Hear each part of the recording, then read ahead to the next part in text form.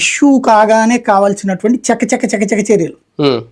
ఒకటి బోట్లు తెప్పించడం, స్పీడ్ బోట్లు తెప్పించడం, గజేతగాళ్ళని పిలిపించడం, ఆహారం లోపలికి అందేటట్టు చూడటం ఆ బోట్లలో. వీటికి తోడుగా ఎవరికైతే చనిపోతే శవాల్ని యువతలకు తీసుకొచ్చే పని చూడటం, అక్కడ మెడికల్ క్యాంప్ సెట్ చేసుకోవడం. వీటికి తోడు ఏం జరగాలి, ఎక్కడైతే మనం అందుకోలేకపోతున్నాం అక్కడికి హెలికాప్టర్లు మూవ్ చేసుకోవడం. ఇవన్నీ కామన్ గా జరగాల్సిన ప్రక్రియ కదా. కామన్ గా జరగలేదే అక్కడ. నిదానంగా ఒక్కొక్కటి అమరితే అదంతా కలిపితే ఫెయిల్యూర్ అనాలా సక్సెస్ అనాలా అంటే బాబు గారు అక్కడ ఉన్నారు కాబట్టి సక్సెస్, చిట్ట చివరి వాళ్ళకి అందలేదు కాబట్టి ఫెయిల్యూర్. అవును. కానీ ఈ 4-5 రోజులతో పోల్చుకుంటే స్టిల్ ఈ రోజు కాస్త తగ్గింది అనేది, క్రమక్రమంగా కోలుకుంటున్నారు.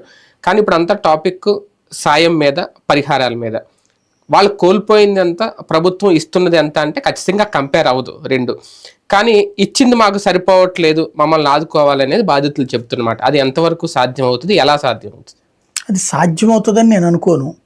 వాస్తవంగా జగన్ అడిగిందేమో 50,000 రూపాయలు ఇంటికి ఇవ్వండి, తర్వాత దానికి ఒక చనిపోయిన వాళ్ళ కుటుంబాలకు 25 లక్షలు ఇవ్వమని.